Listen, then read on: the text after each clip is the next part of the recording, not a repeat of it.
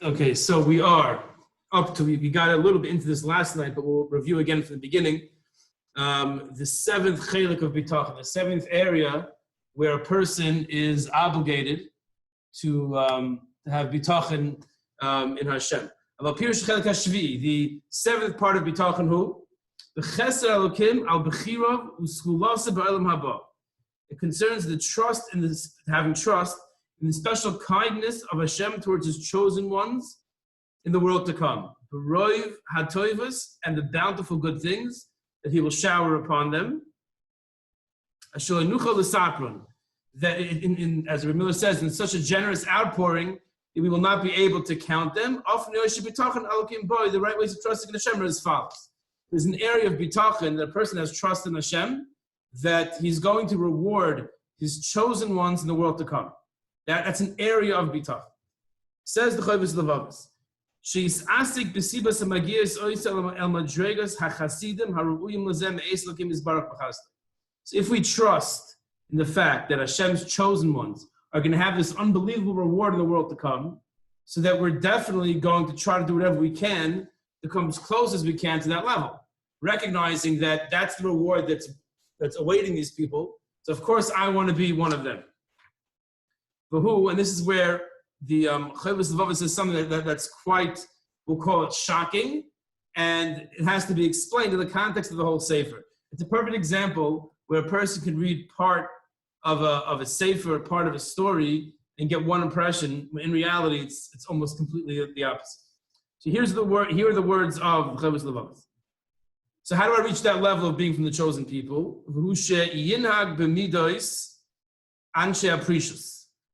A person has to act with the character traits, the qualities of those who abstain. Those who are disgusted, who reject this world. And to take out from my heart the love for the world and the desire for the world. And exchange it for love of Hashem. So I take all my desires, all my love in this world, and I channel that just to Hashem. Be devoted to Him, and delight in Hashem, and be repulsed by the world and by its inhabitants. This is what the Chovos Halevavos is telling us to do. We have to be repulsed by the world and its inhabitants. And follow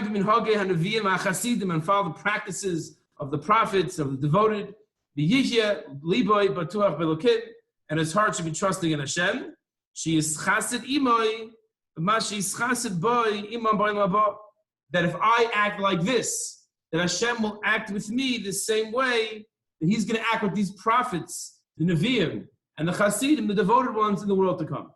So if we want to be part of this group, so we have to repulse anything in this world, repulsed by it, and all the pleasures and all the people, and devote our lives, what it sounds like, from what he's saying, which obviously is not the case, living in some ashram in India, having no connection to anything, not enjoying anything we do, and just living a purely aesthetic lifestyle. So now, says Rabbi Miller, people who don't understand Chovos Halevavos, in other words, someone who opens up the sefer to this page and reads, interpret this as an encouragement of strict asceticism and total rejection of the world. And they find it difficult to deal with, which we also do. But this interpretation is mistaken, says Rabbi Miller.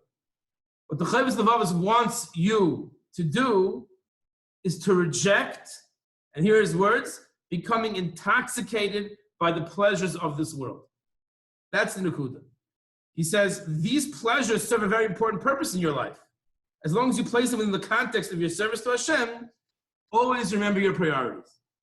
And he goes on to say that the Chovos Halevavos does not want a person to eat bread that's tasteless without pleasure, and to totally, avoid the sunlight, avoid the geschmack of the sun, beating down on someone, enjoying the sun.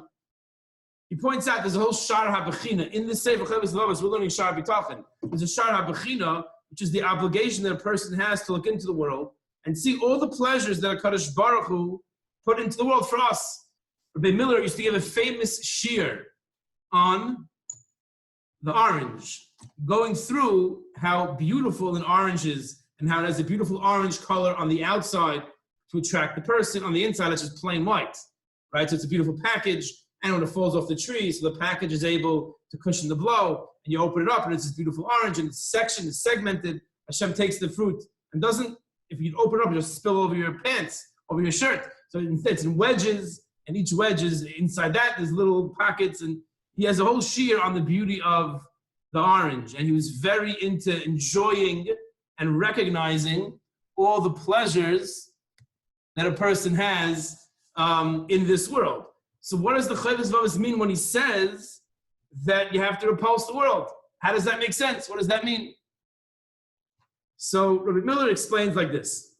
He says, Chovos Halevavos is teaching us that one should never become overly enthusiastic about any material aspect of his existence, right? A person can't go overboard with anything. So I remember my brother-in-law, Rabbi Abramov, the one who came to visit us a couple of times. He says when he was in Erisol, Toronto, I think it was the Toronto Maple Leafs that made it to the Stanley Cup. And the Rosh Yeshiva, Rabbi Uri Meirfeld, felt that he would love the Bachur not to watch the game because, it's a waste of time he felt, but if they need it, fine. And he gave them the drasha, and he told them, just do me a favor, that if and when they win, don't say we won. Don't say we won. You have to recognize that if you feel that you need to have an outlet of sports, that's one thing. But to say we won is already taking it to the next level. That's already taking it too far. That's what Rabbi Miller is saying. To become overly enthusiastic about it means to mamish fall head over heels and to follow every single detail and every single statistic. And that's getting. If a person wants to have a break and a person needs an outlet, okay, there are kosher outlets that a person can have. But it's the being overly enthusiastic about Olam Hazeh, which what the Chovos Halevavos is saying that we shouldn't do. That's what he's saying, that a person should be to be repulsed by the world and its habits. It doesn't mean we live in an island by ourselves. As we're feeling now, we're experiencing painfully, it's very hard to live by oneself. The need to have it tzibur is integral. What he means is, he says a person should not fall in love with nature. Shouldn't fall in love with nature. A person can enjoy nature, but for a person to take 2 weeks because he loves nature, he wants to go through the forest for 2 weeks. If a person needs a break, he needs a break. If his break is 5 minutes, or his break is 2 weeks, the person's a baal achrayus, he's responsible, and he has to figure out, what do I need in order to rejuvenate my batteries? And it could be some people need 2 weeks in the forest. But if a person's motivation to go camping in the forest for 2 weeks is because he loves nature, so Rabbi Miller is saying, the Chovos Halevavos is saying that's already too far. That's already being too involved in this world. He says David HaMelech fought for Klal Yisrael. He was a very successful warrior. But David HaMelech didn't love war and conquering nations. He was a servant of Hashem.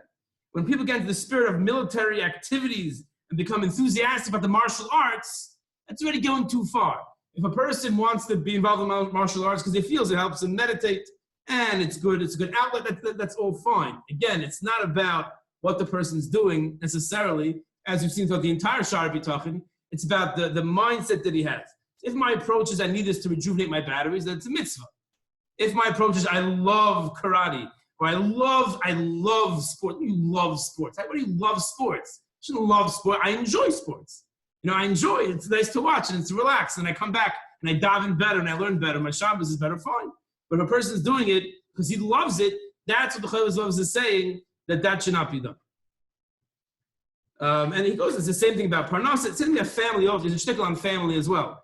That, there's a time and place for family, as well as making money. A person has to do what he has to do, but he can't be overly involved in it. And he sums it up at the end over here, Rabbi Miller, and he says, you have to appreciate everything that Hashem created. Whatever Kadosh Baruch Hu made, you have to appreciate it. But there are people who get lost in their enthusiasm for nature. He goes and he gives that case we said before about going and to explore the mountains for weeks at a time.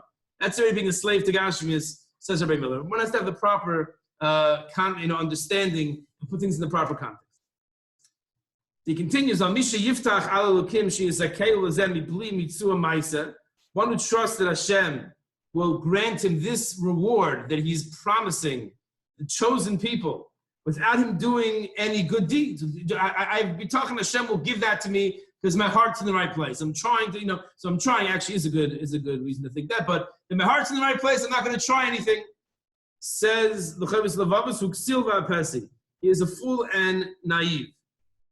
He's similar, comparable to someone who said about him, the person who's acting like Zimri, who's doing an Aveira, and he wants the reward of one who's doing a mitzvah.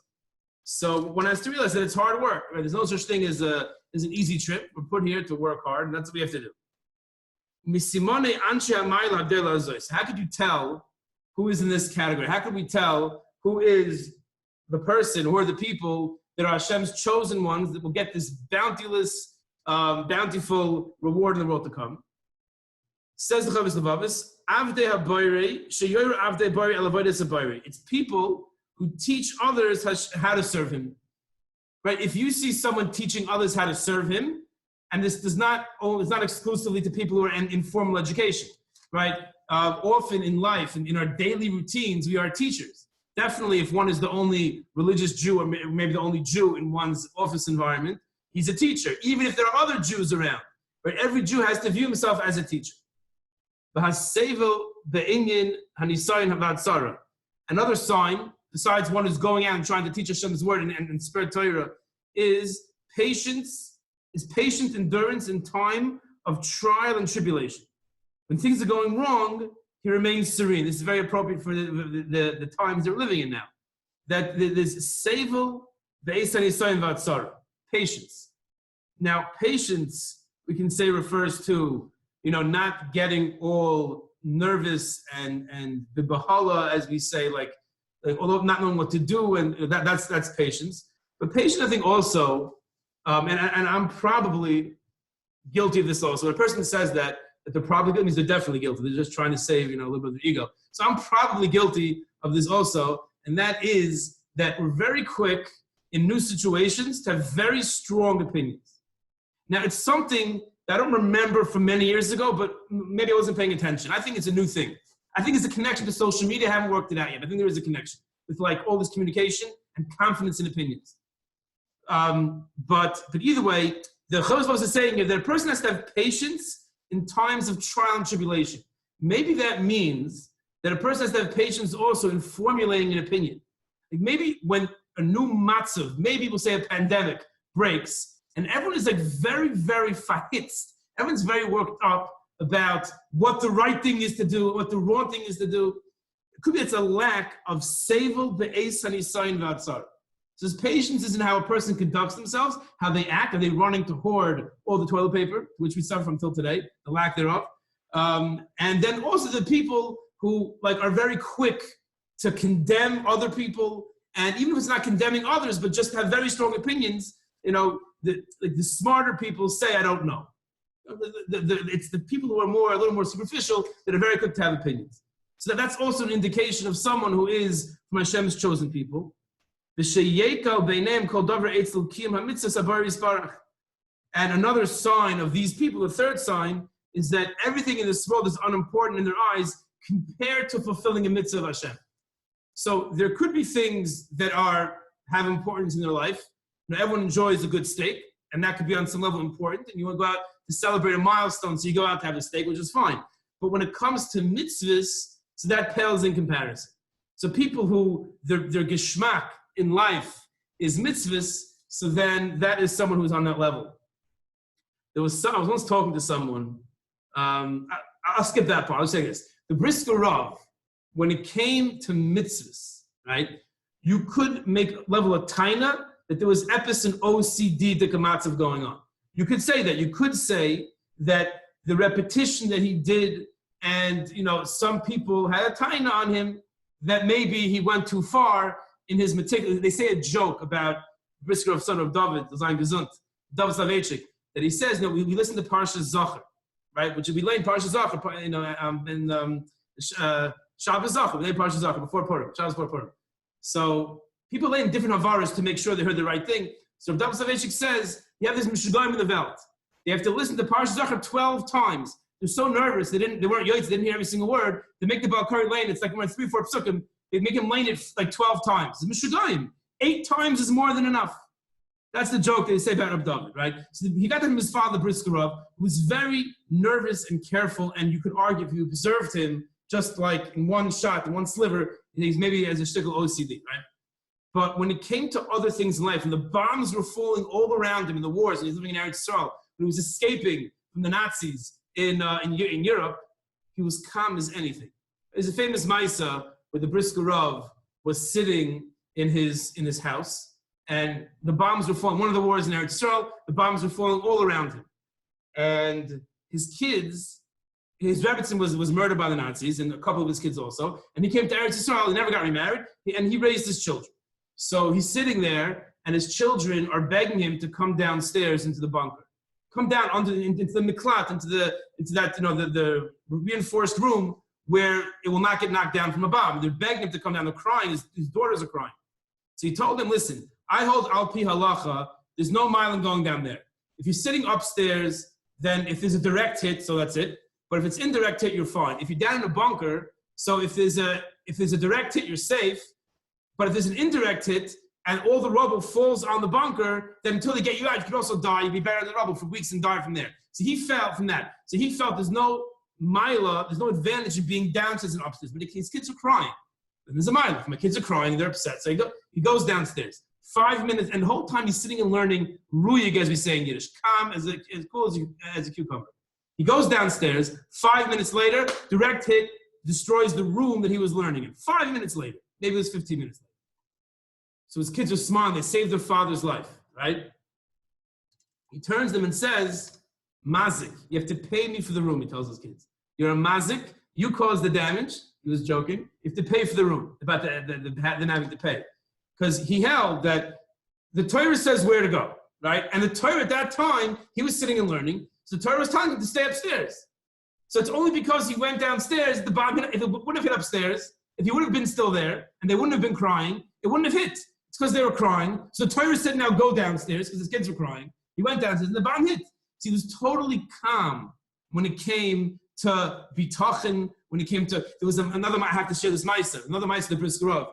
He was running away from the Nazis, and there was a U shape of houses, of little houses that they were going through each one to check and see if there are any Yidden. He was hiding in one of the ones towards the middle, and so they were going to each house, and they were coming towards his house. Now he had a Kabbalah from Reb Chaim Volozhin from the Vilna Gaon that if you contemplate on ein oid milvadoi, there's no one but Hashem, no one can touch you. Right, the highest level of bitachon is you realize ein oid milvadoi. Everything else in the world is all fake. The only true reality is the Kadosh Baruch Hu. So he's in the room with his kids, and he's contemplating ein oid milvadoi. The Nazis are coming, and they decide to take a break for lunch. So they put a gun down or a stick down at the house that the Briskerov was in to show that's the next house they have to check. They go for their hour lunch, they come back. It was machloikis between the Nazi guard and the Nazi soldiers, whether that stick was there, was that the place they're going to check next, or was it the last place they checked? They didn't remember. Back and forth, machloikis, said, you know what, let's go to the next house. They went to the next house.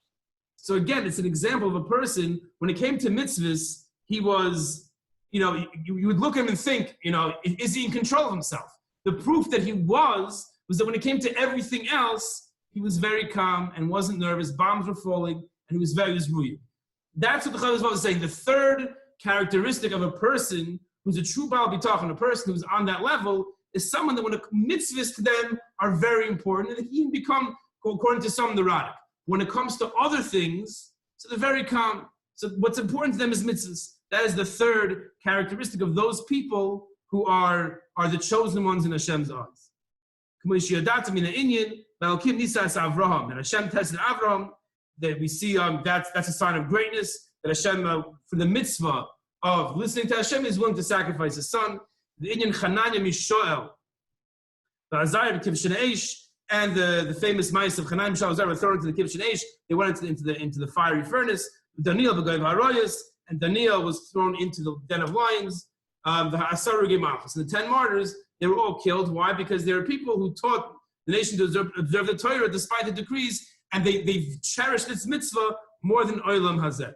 So we'll stop here, and we'll continue tomorrow night with the rest of the 7th chelik of Bitachon. Have a good night. Thank you, Rabbi.